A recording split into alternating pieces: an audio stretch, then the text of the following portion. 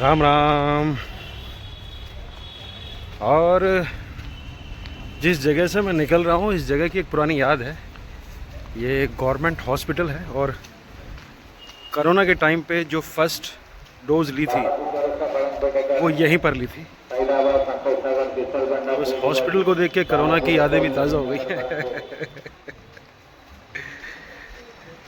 यहीं से एक शॉर्टकट जाता है तो इसलिए यहाँ से जा रहा हूँ।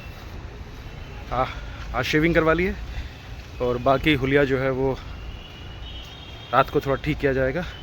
इसका मतलब ये है कि बहुत जल्द मैं कुछ नया शूट करने वाला हूँ, तो वहाँ की चीज़ें भी आपको व्लॉग में दिखाऊंगा और कुछ नया देखने को मिलेगा आप सबको और मुझे भी, और कुछ बड़ा कमाल का और कुछ बड़ा अच्छा सा लगेगा।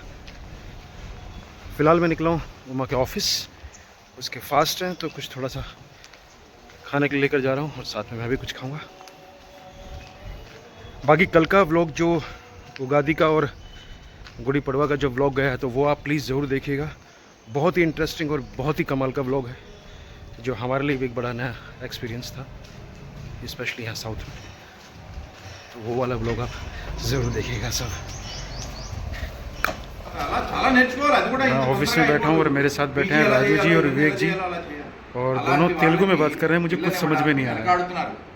అలాంటి వాటికి చాలా ఆయన ప్రోత్సాహం ఇచ్చి ఎవరు రమణాచారి గారు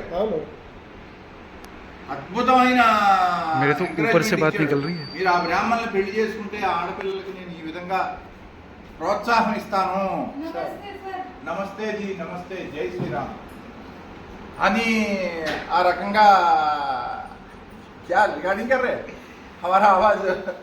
हाँ, मैंने अच्छा आवाज है आपका। हाँ आपका बहुत अच्छा आवाज़ है। और मैंने अपने ब्लॉग में मैं ये कह रहा हूँ कि विवेक जी और राजू जी बात कर रहे हैं, तेलुगु में बात कर रहे हैं और मेरे को ना ऊपर से बात जा रही है। अरे नहीं लेकिन मुझे अच्छा लग रहा है। प्लीज ఒకసారండి ఆయన స్పోర్ట్స్ కమిషనర్గా ఉన్నారండి లాల్ బహదూర్ స్టేడియంలో. మేము ఆప్కో నుంచి సప్లై చేసాం, పేమెంట్ రావట్లే.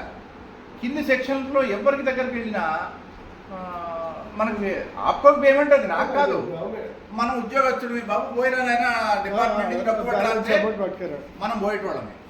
ఆఖరికండి ఒక 3-4 సార్లు తిరిగి డైరెక్ట్గా ఒకసారి ఆయన క్యాబిన్లోకి వెళ్ళిపోయినా. వెళ్ళిపోతే ఎలాంటి వ్యక్తి అని అంటే ఆఫీసరు మొత్తం ఆయన చాలా मैं तो सिर्फ मेरी गर्दन तो ना सिर्फ यस यस में हिल रही है ऐसे। మొత్తం ఆయన ఇక్కడ ఇలా మధ్యలో కూర్చుంటాడు, ఇలా మొత్తం అన్ని సోఫాలు వేసి ఉంటాయి సార్. అందరూ కూర్చుంటారు అక్కడ, కూర్చుంటారు అందరూ. కూర్చుంటే ఆయన ఒకళ్ళని పిలుస్తాడు. What is your problem? ఆయన ఇది నా ప్రాబ్లం సార్ అని నేను చెప్పాను అనుకోండి, ఓకే బాబు నీ ప్రాబ్లం డే ఆఫ్టర్ టుమారో నేను